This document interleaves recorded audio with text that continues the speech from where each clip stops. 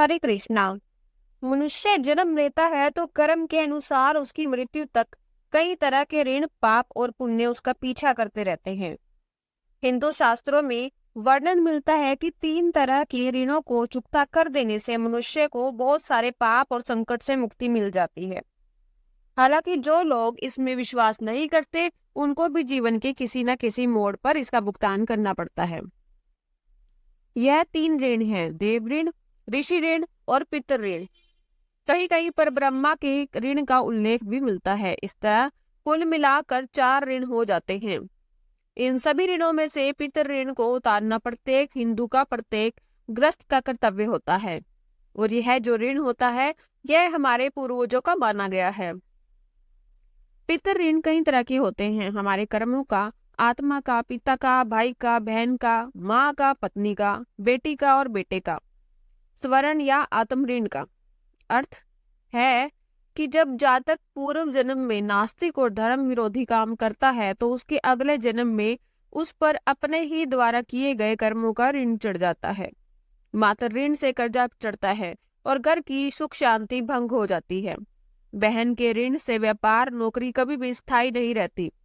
जीवन में मेहनत, संघर्ष इतना बढ़ जाता है कि फिर जीवन जीने की इच्छा ही खत्म हो जाती है। भाई के ऋण से हर तरह की सफलता मिलने के बाद अचानक से सब कुछ एकदम बर्बाद हो जाता है, तबाह हो जाता है।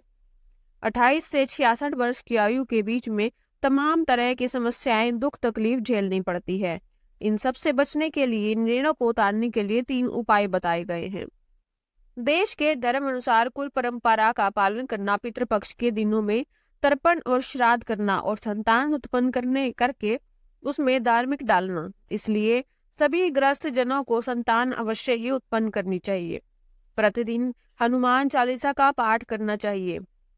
दोनों बाहों के बीच में शुद्ध जल का तिलक लगाना। 13, 14, अमावस और पूर्णिमा के दिन गुड़ घी की धूप देना। घर के वास्तु को ठीक करना और शरीर के सभी छिद्रों को अच्छे रीति से हर दिन साफ सुथरा रखने से भी पितृ ऋण चुकता है। और पितृ ऋण से मुक्त पाने के लिए पितृ पक्ष यानी कि श्राद्ध पक्ष को सबसे महत्वपूर्ण माना गया है। श्राद्ध पक्ष के दौरान लोग अपने पूर्वजों की आत्मा की शांति के लिए तर्पण, श्राद्ध और पिंडदान जैसे कई अनुष्ठान करते हैं। ऐसी मान्यता है कि पितृपक्ष के दिनों में पितरों की आत्माएं धरती पर आती है और उनके परिवारजन, उनके वंशज उन्हें संतुष्ट करने के लिए अनुष्ठान करते हैं। इस दौरान दान और अन्न जल अर्पित करके विशेष महत्व होता है। पितृपक्ष के 16 दिनों में नियमित रूप से पूजा पाठ के साथ ही श्राद्ध कर्म में दीप भी जलाना जरूरी होता है। पितृपक्ष के दौरान दीप जलाने की दिशा का भी विशेष महत्व होता है। धार्मिक मान्यताओं के अनुसार दक्षिण दिशा में दीप जलाना बहुत ही शुभ माना जाता है, क्योंकि दक्षिण दिशा को पितरों की अधिपति यमराज जी का निवास माना जाता है।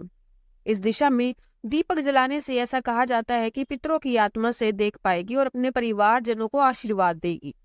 दीपक जलाते समय तिल के तेल और ई की बाती इस्तेमाल करना चाहिए।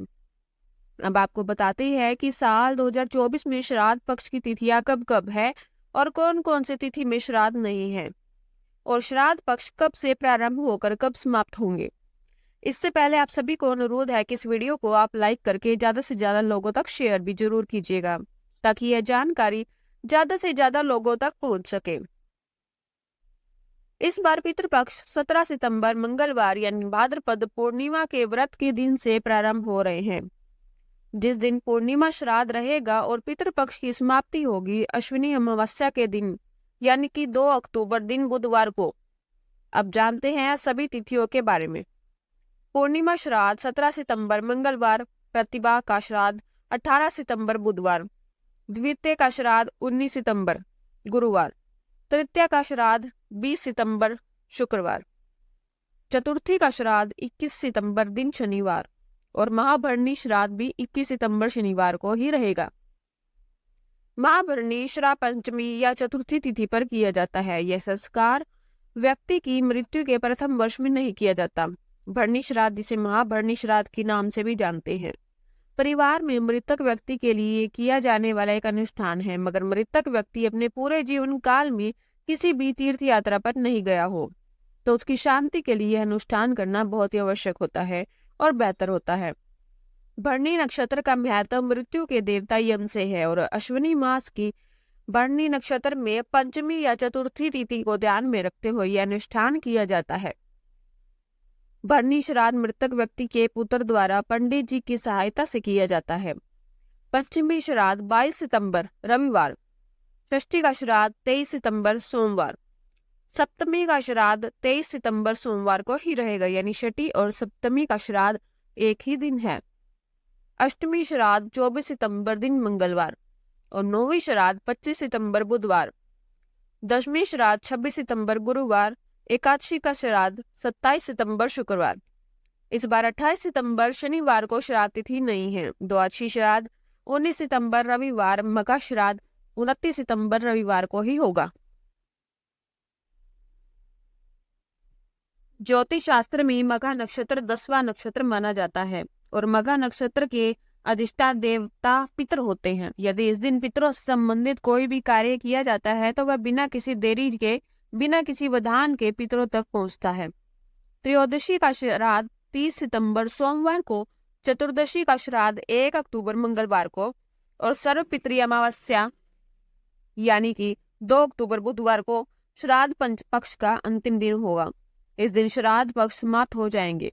शास्त्रों के अनुसार पितृपक्ष में सुबह और शाम के समय देवी देवताओं की पूजा होती है, जबकि दोपहर का समय पितरों को समर्पित होता है। इसलिए पितरों का श्राद्ध दोपहर के समय करना ही उत्तम होता है। पितृपक्ष में आप किसी भी तिथि पर दोपहर 12 बजे के बाद श्राद्ध कर्म कर सकते हैं। इसके लिए कुतुब और रोहिणी मुहूर्त सबसे अच्छे माने जाते हैं। इस दौरान पितरों का तर्पण करें, गरीब या ब्राह्मण को भोजन कराएं, उन्हें दान दक्षिणा दें और श्राद्ध के दिन कौवे, चींटी, गाय, कुत्ते को भोग लगाएं। यह थी आज की वीडियो। उम्मीद है जानकारी आपको पसंद आई होगी। धन्यवाद।